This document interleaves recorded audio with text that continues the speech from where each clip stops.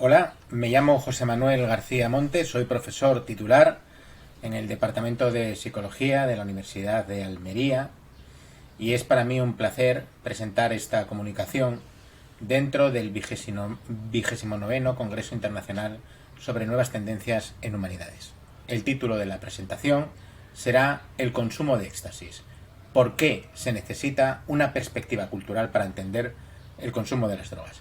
Y en ella voy a intentar mostrar cómo el desarrollo impresionante del éxtasis en los últimos 45 años, hasta tal punto de pasar de ser una sustancia absolutamente experimental, probada tan solo por unos iniciados, hasta convertirse en una forma social de llegar a ser cool en nuestra cultura, en nuestra sociedad actual. Este desarrollo, digo, tan impresionante en los últimos 45 años solo puede ser explicado desde una perspectiva cultural, desde una perspectiva que hace pie en la cultura, en la sociedad. Bien, es conocido que el paradigma dominante dentro del campo de las drogas es el paradigma bioconductual. Este paradigma pues engloba tanto los aspectos biológicos sobre las drogas y sobre el cerebro, como los aspectos más típicamente conductuales, relacionados sobre todo con la psicología del aprendizaje, ¿no? Es el paradigma dominante.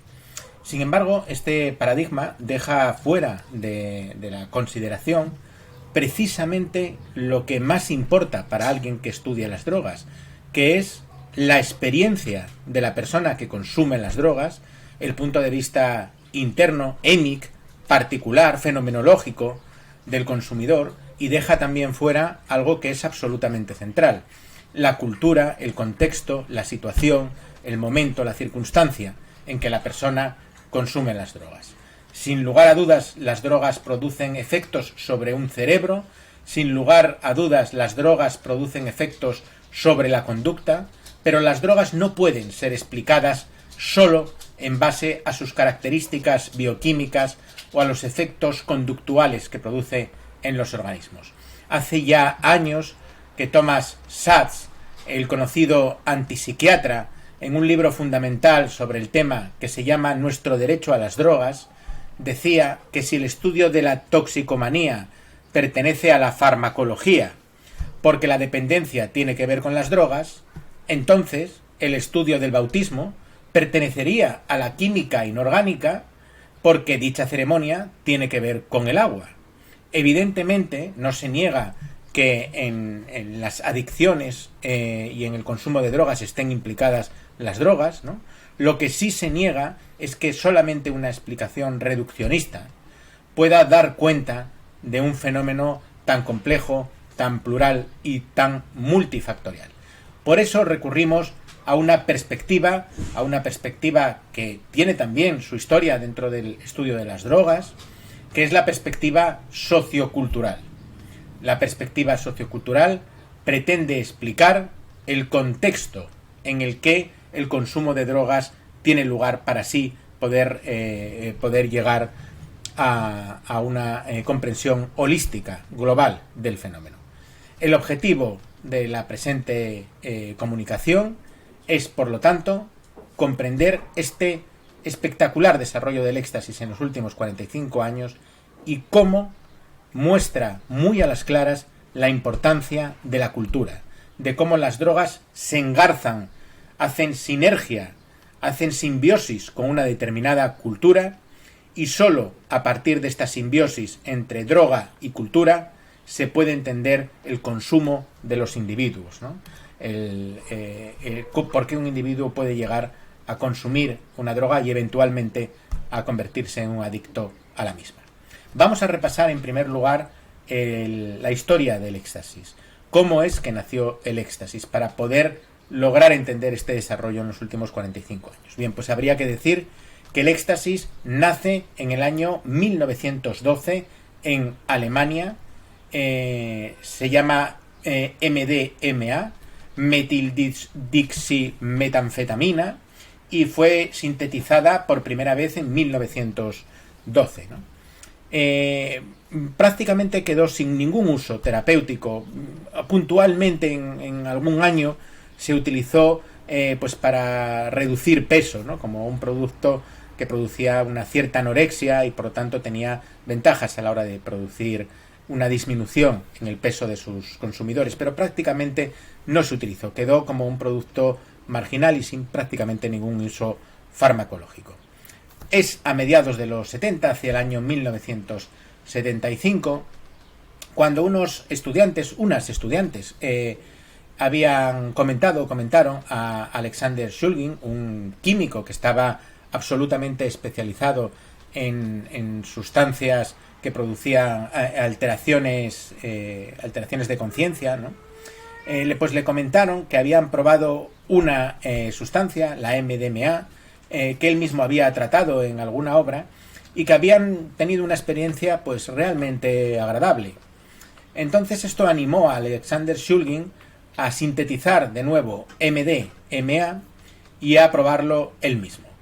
Cuando lo probó, lo bautizó como Low Calories Martini, un martini bajo en calorías, ¿no? ¿Por qué este nombre de martini bajo en calorías?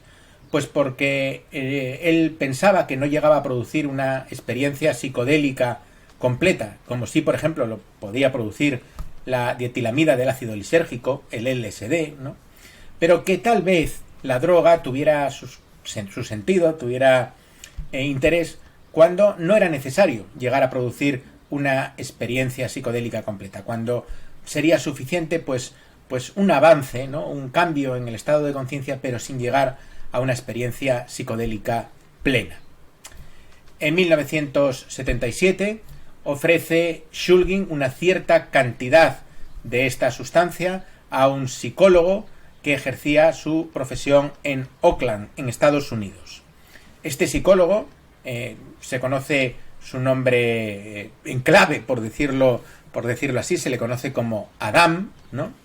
Este psicólogo fue pues la primera persona que utilizó para usos psicológicos, para usos psiquiátricos, la sustancia, con un éxito realmente increíble.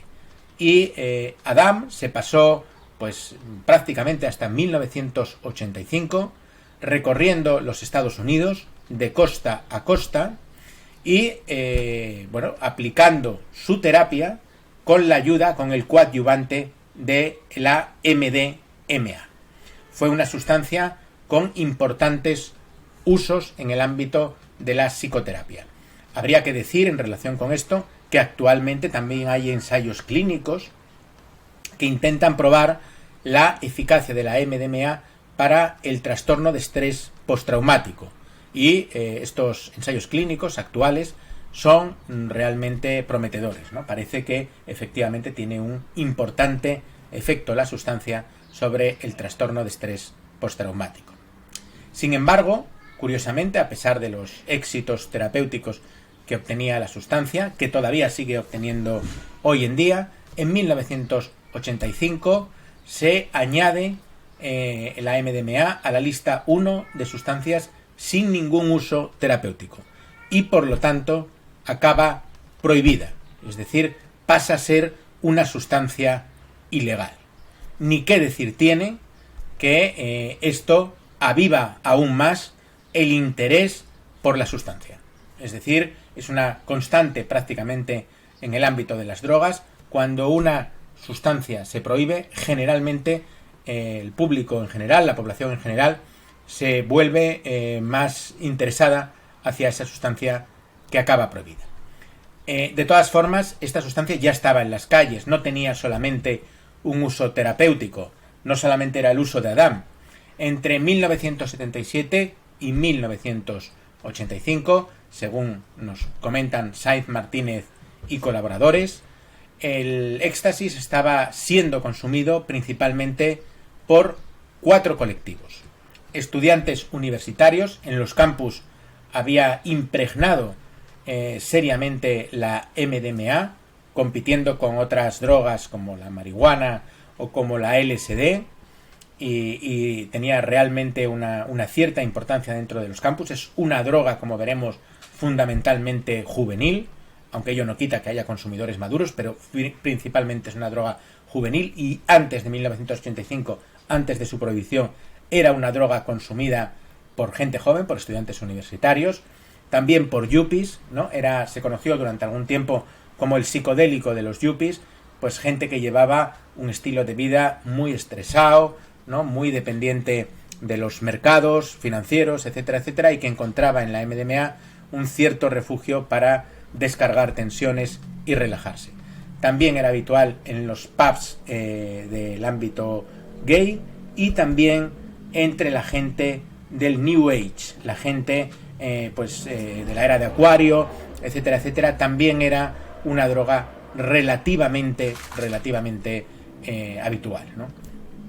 La MDMA se une a la música en Ibiza, en el conocido pub Amnesia, que regentó, entre otras personas, Antonio Escotado, a mitad de la década de los 80. Y desde Baleares, desde Ibiza, se extendió a Inglaterra, precisamente porque los habituales de la Amnesia, muchos de ellos eran ingleses, ¿no? Se intentaron, de alguna manera, replicar el estilo de la Amnesia, se intentó replicar el estilo de la Amnesia en Inglaterra. Cuando se hizo esta replicación sin la ayuda del MDMA, este estilo ibicenco, esta música techno, no prosperó. Pero sin embargo, cuando se incorporó la MDMA, los pubs que se abrieron combinando música techno, combinando música ibicenca, por decirlo así, aunque no era exactamente ya ibicenca, y la MDMA tuvieron un gran éxito. Y fue lo que dio origen al conocido como el fenómeno club en Inglaterra. Sin embargo, estos bares, estos pubs, tenían un inconveniente fundamental, que a las 2 de la mañana, según la normativa que regula las fiestas en Inglaterra, debía cerrarse el pub. Por lo tanto, aparece un fenómeno un poco más marginal, un poco más alternativo, que es el fenómeno rave. Es decir, la gente que no podía llegar a más allá de las 2 de la mañana, pues iban a sitios que estaban apartados, que estaban escondidos de la policía, allí se pinchaba música y allí se consumía MDMA. Una rave es una fiesta ilegal donde abunda el consumo de drogas, especialmente la MDMA. Sin embargo, en 1988 en Inglaterra ocurren diversos sucesos que crean una mala prensa de todo lo que tiene que ver con los clubs, con las raves y con el MDMA. Fundamentalmente muertes, ¿no? Una muerte que se produjo, absolutamente lamentable, fue la muerte de una chica que había consumido MDMA y que había muerto por deshidratación, ¿no? La MDMA produce este efecto. Muchas veces en los clubs o en los pubs tenían los grifos de los baños cerrados al objeto de que la gente consumiera bebidas.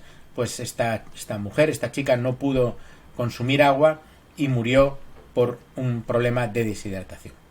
Las autoridades inglesas advirtieron inmediatamente a las personas de la importancia de hidratarse cuando se consume esta sustancia, y una chica que celebraba su cumpleaños, pues pocos meses después, su 18 cumpleaños concretamente, consumió MDMA, se asustó, bebió tanto que murió del problema contrario, es decir, de un exceso de agua, de tal manera que hay ciertas sustancias que aparecen licuadas o que aparecen muy disminuidas en el organismo, y esta persona a sus 18 años murió precisamente un poco quizá por el miedo a la sustancia infundido por las propias autoridades británicas. Este clima contrario a las fiestas, a los clubs, a los pubs y a la MDMA cristaliza en julio de 1990, donde aparece una ley que castiga duramente las fiestas ilegales y a la vez amplía horarios en fiestas legales e intenta de alguna manera integrar este fenómeno que estaba apareciendo con fuerza entre la juventud en Inglaterra, intenta integrarlo, dentro del mainstream, dentro de una corriente más integrada, menos marginal, menos outsider, ¿no? Las raves a partir de este momento, a partir de 1990, se exportan ya a todo el mundo. De nuevo, la focalización de una ley, ¿no?, de una manera tan expresa sobre un fenómeno festivo, de nuevo hace que tenga un éxito no solamente en Inglaterra, sino que se exporte pues a todas las naciones, ¿no? Hoy en día pues existen raves en prácticamente cualquier lugar del mundo, ¿no? Pues vemos aquí cómo ha habido una unión entre un tipo de fiesta, un tipo de música y una sustancia, la MDMA. Si no hubiera habido esta unión, seguramente la MDMA no hubiera tenido el desarrollo que posteriormente tuvo. ¿Por qué encajan también el éxtasis y las rave? ¿Por qué son fenómenos que se complementan, que se coadyuvan? Pues en primer lugar habría que reparar en el tipo de usuarios que son habituales de las rave, la gente que suele ir a las raves, ¿no? A diferencia de otros fenómenos culturales, aquí no se trata de un grupo de hippies tomando ácido en el desierto. Aquí estamos hablando de personas generalmente integradas, trabajando en la industria informática o en la industria bancaria y económica del país, es decir, gente pues con un alto nivel educativo, con un alto nivel cultural, que de repente se transforman a través de la sustancia. Por lo tanto, esta sustancia, la MDMA, facilita el cambio de roles, facilita que un banquero pues que trabaja en un ámbito de finanzas con unas exigencias duras de productividad, ¿no?, de lunes a viernes, el viernes por la tarde-noche pueda consumir su sustancia, pueda consumir MDMA y transformarse en una persona completamente distinta, ¿no? Entonces el MDMA permite, por decirlo así de alguna manera, dejar a un lado el rol de banquero y pasar a otro comportamiento completamente distinto. Además, también ayuda a la propia farmacodinámica de la sustancia. Hay 30 minutos más o menos en que la sustancia va subiendo, en que la sustancia va produciendo algún efecto, que bueno, más o menos es el tiempo en que una persona puede ir entrando en la rave, puede ir conociendo a gente, escuchando música, y la experiencia más fuerte dura 2 horas. La meseta de la sustancia dura 2 horas. Por lo tanto, nos ponemos ya en 2 horas y media en que la persona ya puede completamente cambiar de rol, ser otra persona completamente distinta. Y habría unas 3 horas aproximadamente de bajada. Generalmente la gente vuelve a consumir, pues pasadas 1 hora en la bajada, pues la gente vuelve a consumir. Y esta farmacodinámica, 2 dosis en una rave, encaja perfectamente con los tiempos que se necesitan pues para integrarse en la rave, para incorporarse dentro de esta cultura que supone las rave. Además, tienen los efectos positivos, la MDMA tiene los efectos positivos que se esperan en una fiesta de este tipo, que se esperan en una rave. ¿Cuáles son? Pues más energía, más fuerza, ¿no? Pues es lógico, una persona pues que llega cansada de su trabajo un viernes, pues necesita este extra de energía para participar en una rave, en una fiesta, para bailar durante toda la noche, etcétera, etcétera. Más felicidad y una menor agresividad.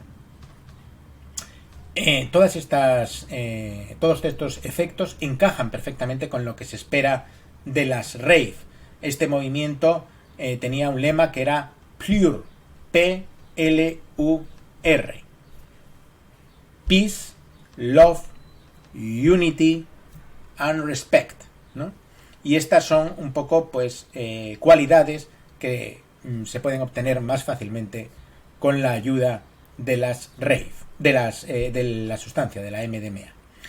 Habría que decir, por otra parte, que hay una relación abierta también entre la MDMA y las rave, es decir, en las raves no solo se consume MDMA.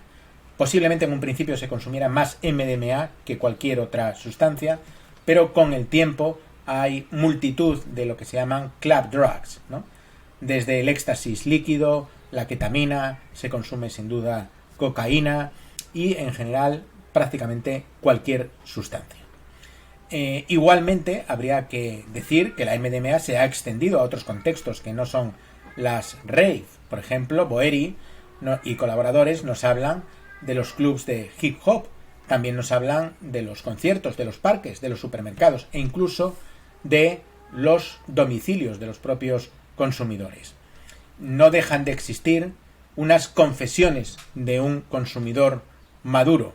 Estas confesiones pues acercan el éxtasis a una población completamente distinta. En estas confesiones, una persona de 40 y tantos años nos muestra su consumo de éxtasis completamente alejado de la rave, una experiencia, pues por decirlo así, de búsqueda de tranquilidad, de búsqueda de interioridad, una experiencia absolutamente distinta. Es decir, que la MDMA no solamente se ha vinculado con la rave, sino que tiene un consumo, sobre todo actualmente, más allá de las rave, ¿no? Así todo, habría que decir que a través de la rave, de alguna manera, la sustancia se ha incorporado a la cultura pop, a la cultura actual, a la cultura general. Alguna muestra de ello pues aparece en esta presentación, en esta diapositiva. Madonna, en el año 2012, lanza su disco MDNA. Como reconoce la propia Wikipedia, permítanme que la cite, pues el título de este disco tiene que ver, es un juego de palabras, donde de alguna manera Madonna se está refiriendo al éxtasis, a esta sustancia, ¿no? Además de al ácido desoxirribonucleico. Miley Cyrus, la polémica cantante, en 2013 habla de Dancing with Molly, ¿no? Molly es el nombre que tiene la sustancia en Estados Unidos. Es una frase que aparece en su canción We Can't Stop. Lady Gaga, también una polémica cantante, admite que la MDMA es su droga favorita y recomienda a las personas que la siguen, a sus seguidores y seguidoras, que no consuman esta sustancia a no ser que quieran ser como ella. Recientemente, el conocido chico Netflix, Noah Centinelo, habla maravillas de su consumo en una entrevista y cuenta cómo tuvo una experiencia donde se abrieron él y sus amigos mediante el consumo de éxtasis. Se podría decir, de alguna manera, que el consumo de la MDMA, del éxtasis, actualmente se ha vuelto una cuestión cool. Es un consumo de sustancias que es guay, como lo fue la cocaína en los años 70. Una droga que produce una distinción en relación con las personas que no la consumen. Una muestra de ello, en la escena de la noche de Oslo, el 19% de los encuestados había consumido éxtasis alguna vez. De alguna manera, la sustancia ha entrado en la cultura, ha entrado en la sociedad, en el mundo ordinario, ¿no?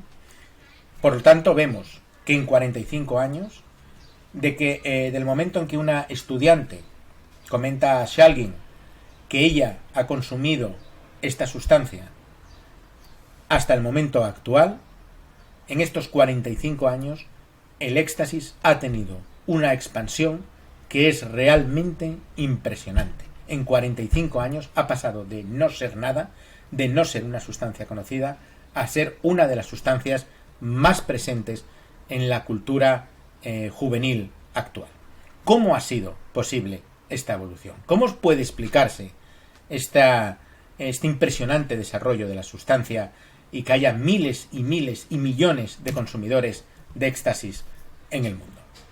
Bueno, pues se ha hablado, hay autores que han hablado, St. John, de que mediante el consumo de éxtasis la juventud está reclamando lo que St. John dice, su derecho a la fiesta, ¿no? Bueno, podría parecer de alguna manera que el consumo de éxtasis es una rebelión frente a la cultura actual, a la cultura dominante, a la cultura capitalista de nuestros días, ¿no? Pero, sin embargo, creemos que un análisis un poco más detallado, que un análisis un poco más concienzudo, podría llevar a la conclusión contraria. Es decir, que mediante el consumo de éxtasis, los jóvenes están cumpliendo con las obligaciones que la propia cultura occidental actual, postmoderna, postcapitalista, les impone. Es decir, no es una cuestión de rebelión, sino que es una cuestión de sumisión, ¿no? Bueno, pues son de sobra conocidas las contradicciones culturales del capitalismo. Y, desde luego, el consumo forma parte, y el hedonismo forma parte de la mentalidad capitalista. Habría que hablar de dos obligaciones en nuestra sociedad actual.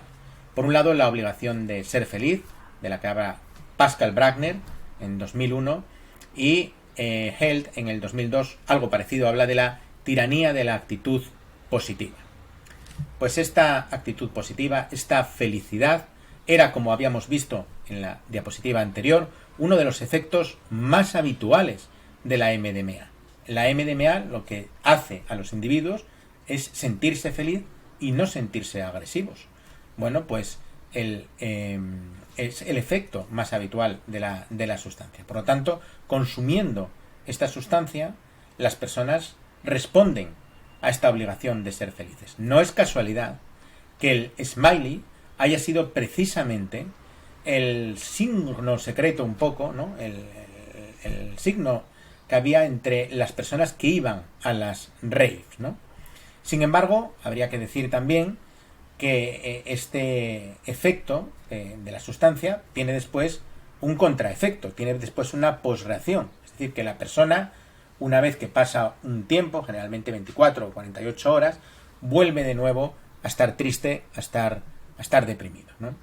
Y quizá más que al principio, antes de consumir la sustancia. Y otra obligación que se cumple es la obligación de estar relacionado, de estar conectado con los demás, ¿no? De nuevo, la sustancia tiene un efecto facilitador que te hace afín a los demás. Pues pensemos que Mettner calificó la sustancia como un empatógeno, es decir, como una sustancia capaz de hacerte poner en el lugar del otro y de sentir lo que el otro siente, ¿no? Las rave vienen a ser una especie de comunidad, ¿no? Es un ámbito en el que la gente se relaciona de una manera distinta a como lo hace en la cultura dominante, en la sociedad actual. Pensemos pues en esto, en un empleado de la industria informática que se tiene que relacionar de una manera fría, calculada, seria en su jornada laboral de lunes a viernes. Y que el viernes pues necesita cambiar, quiere una experiencia emocional, quiere sentirse conectado con los demás, quiere sentirse feliz, aquello de lo que carece precisamente en el día a día. Pues bien, el consumo de éxtasis facilita esta experiencia y las rave en sí mismas, estas fiestas ilegales, vienen a ser provincias finitas de significado, es decir, comunidades explosivas, comunidades en que la gente se relaciona al solo objeto de la fiesta. Y entonces aparecen unos valores que no aparecían en la cultura dominante, en la cultura principal. Sin embargo, habría que decir que esa forma extraordinaria, esa forma distinta de relacionarse, está absolutamente enmarcada. Por eso se llama comunidad de guardarropa o comunidad explosiva o comunidad de carnaval, porque dura un tiempo, dura un determinado tiempo. No se busca una comunidad real, una comunidad donde la gente esté conectada una con otra de una forma permanente y estable. Se busca una comunidad por horas que satisfaga de alguna manera la necesidad psicológica de sentirse conectado con los demás. Pero no se produce una conexión con los demás real, auténtica, que suponga un compromiso y una vinculación con las otras personas más allá de la fiesta de las rave. Por lo tanto, de alguna manera, el éxtasis es la forma que tienen los jóvenes de cumplir con deberes que la sociedad les impone, a la vez que se impide su cumplimiento de otra manera que no sea mediante el consumo de la droga. Nuestra cultura occidental impone el deseo de ser feliz, impone el deseo de sentirse conectado y relacionado con los otros, pero las condiciones reales, materiales de nuestra sociedad, de nuestra cultura, lo impiden. De tal manera que los jóvenes se ven abocados al consumo de la droga y a la participación en raves para de alguna manera dar cumplimiento a esas obligaciones que la sociedad les impone, que nos impone a todos nosotros. Ya para finalizar, pues hablar de la increíble expansión de la MDMA en la sociedad durante los últimos 45 años. Es realmente impresionante cómo una sustancia pasa de ser algo absolutamente marginal, algo absolutamente aparte y algo conocido por unos muy pocos iniciados, a ser pues algo de lo que habla Madonna o de lo que habla cualquier actor de Hollywood, o algo que es consumido por casi el 20% de las personas en la noche. Es realmente impresionante este desarrollo tan amplio del éxtasis en tan poco tiempo, ¿no? Creemos además que sería imposible explicar esta inmensa expansión atendiendo solo a la sustancia, es decir, desde una perspectiva bioquímica que intente buscar esta expansión en la propia estructura bioquímica de la MDMA, como también sería imposible explicar esta expansión de la sustancia atendiendo solamente al cerebro de las personas. Si esta sustancia fuera consumida en otro contexto cultural, en otro ámbito cultural, no habría tenido la expansión que ha tenido en nuestra sociedad y en nuestra cultura. Por lo tanto, creemos que este desarrollo histórico de la MDMA muestra muy claramente la importancia de un enfoque cultural que ha de tener presente que las drogas y las culturas se influyen mutuamente, que no puede entenderse una sustancia desde un punto de vista estrictamente bioquímico o estrictamente conductual o estrictamente psicobiológico. Hay que entender las sustancias en el ámbito de las culturas donde esas sustancias son consumidas. Hemos puesto el ejemplo de la MDMA y la cultura rave, pero podríamos haber puesto otros ejemplos que muestren la importancia de la cultura. Por ejemplo, la LSD y la cultura hippie. Ha habido también una fuerte vinculación entre uno y otro. Es decir, la sustancia de alguna manera ha favorecido la cultura. Paz y amor es más fácil verlo si uno consume LSD que si no lo consume. Y de igual manera, cuando uno tiene estos valores de paz y amor, es más fácil que consuma la dietilamida del ácido lisérgico que consuma cocaína o que consuma cualquier otra sustancia. Lo mismo se podría decir de la heroína y el yonki, ¿no? Un estilo de vida donde todo gira en relación con la droga, ¿no? Pues de alguna manera también estilo de vida y droga pues se relacionan de alguna manera.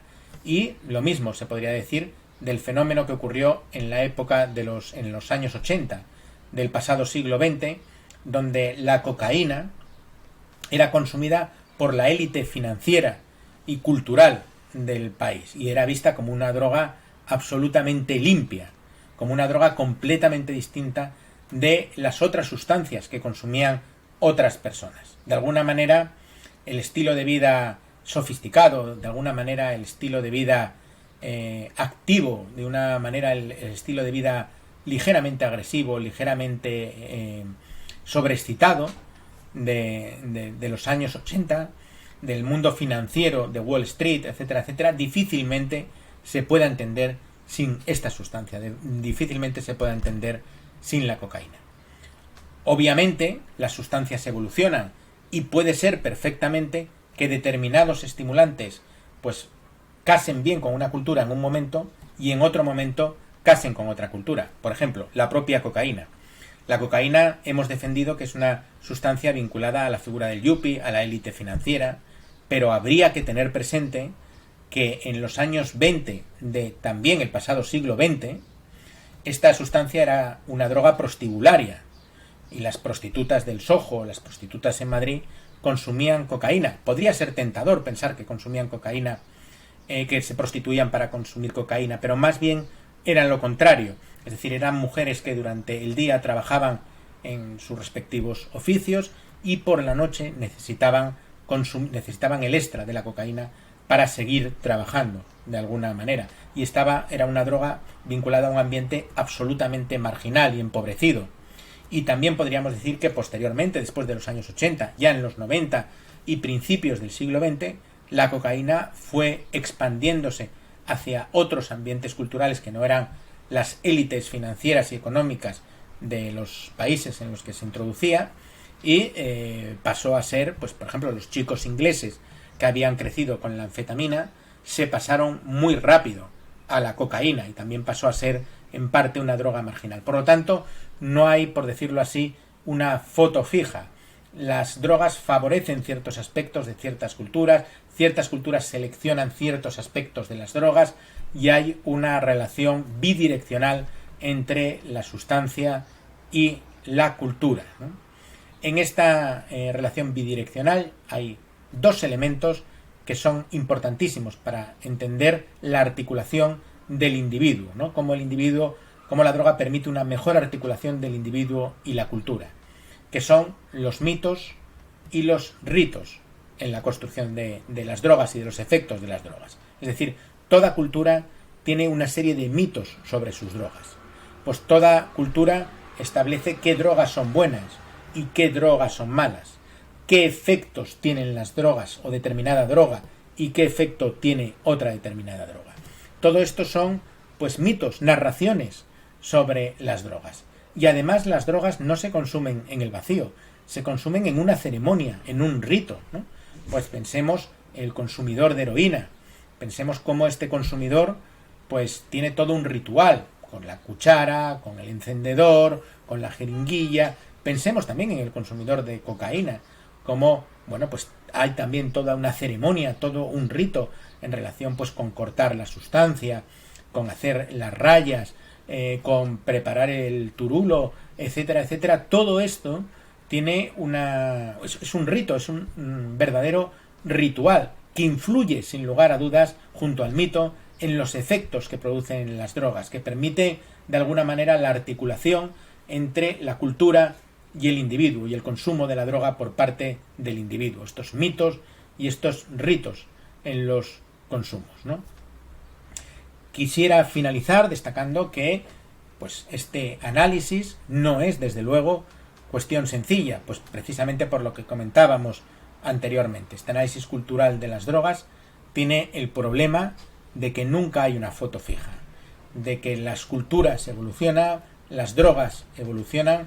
Una droga que en un momento determinado pertenece a un determinado ámbito cultural, en otro momento determinado puede pertenecer a otro contexto cultural distinto, etcétera, etcétera. Querría también señalar la importancia de hacer compatibles los análisis académicos con los análisis mundanos. La experiencia de la persona que consume las drogas es fundamental para entender tanto los ritos como los mitos, como su propia articulación con la cultura, ¿no? En cualquier caso, lo que se pretende a través de esta comunicación es intentar ayudar a desbloquear un campo tan bloqueado, con tan pocos avances prácticos a la hora de entender qué es el consumo de las drogas y a la hora de abordar el consumo y las adicciones, ¿no? Digo, un campo tan profundamente bloqueado como es el campo de las drogas. Seguramente no se podrá desbloquear, no se podrá avanzar en el estudio de las drogas si no se tiene en cuenta los aspectos culturales, los aspectos ceremoniales, los aspectos mitológicos que aparecen en el consumo de las drogas. Muchas gracias por su atención.